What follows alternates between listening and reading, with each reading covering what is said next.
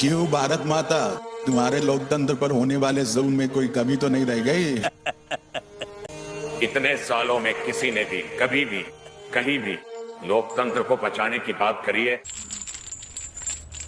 नहीं। ये नया भारत भूल चुका है तुम्हारे लोकतंत्र को। लोकतंत्र का नाम सिर्फ जुबानों से ही नहीं, किताबों से भी मिट चुका है।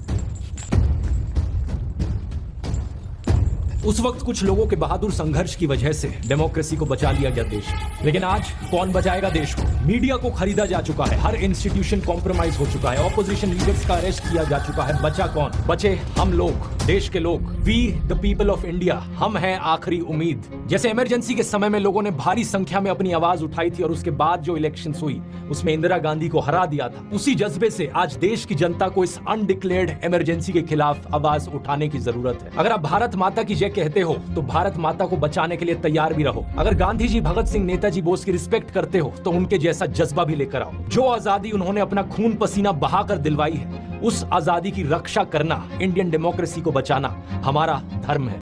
ये चुनाव वोट वाला चुनाव नहीं है, ये चुनाव हिंदुस्तान को बचाने वाला चुनाव है, संविधान की रक्षा वाला चुनाव है। माहिष्मती, चैन की सांस लो, बाहुबली लौट आया।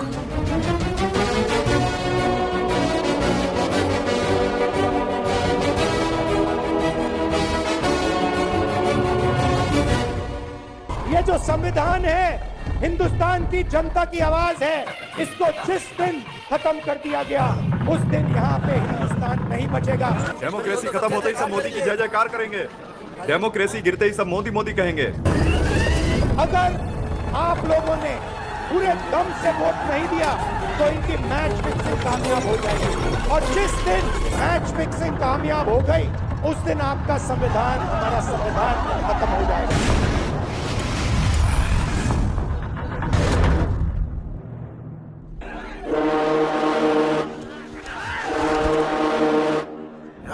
ये चुनाव हिंदुस्तान को बचाने का, संविधान को बचाने का, और जो गरीबों का हक है, किसानों का हक है, उसको बचाने का चुनाव, बचाने का चुनाव।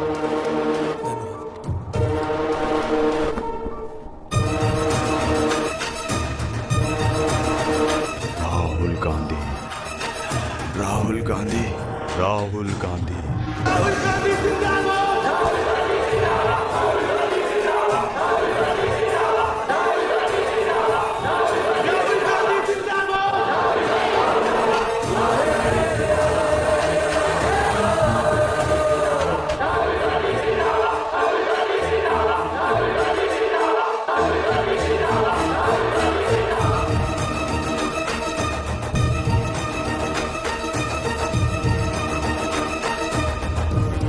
समझ लो कि घर में बेरोजगार बेटा सीने पर पत्थर की तरह होता है, दोपहर का नौकरी लग जाए तो मैं चैन की सांस लूं। हाँ सच कहा मौसी आपने, बड़ा बोझ है आप पर। लेकिन बेटा इस बोझ को कोई कुएं में तो नहीं देखेगा, बुरा नहीं मानना, इतना तो पूछना ही पड़ता है। 10 साल हो गया कि अच्छा दिन कब आएगा, हमें बेटा की नौकरी कब लगेगी? नौकरी का तो ये है मौसी कि इस बार 400 सीटें चुनाव में मिल जाए तो रोजगार पर भी काम होने लगेगा।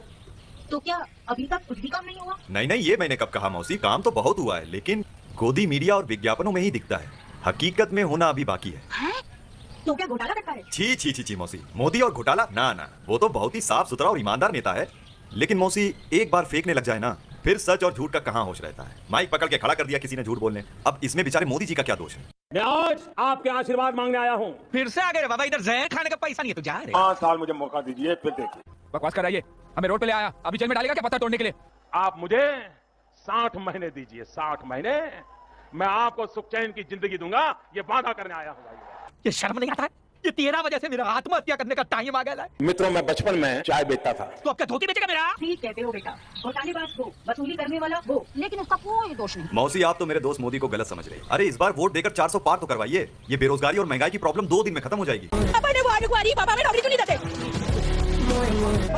पापा में नौकरी क्यों नहीं देते? पापा ने पापा मणिपुर के दंगे क्यों नहीं रुकवाते? पापा ये लद्दाख के दंगे क्यों नहीं रुकवाते? मैंने कहा था ना, कैसी भी सिचुएशन हो मोदी जी देश डुबा देंगे। डेमोक्रेसी खत्म करवा दी पापा, डिक्टेटरशिप चालू करवा दी पापा।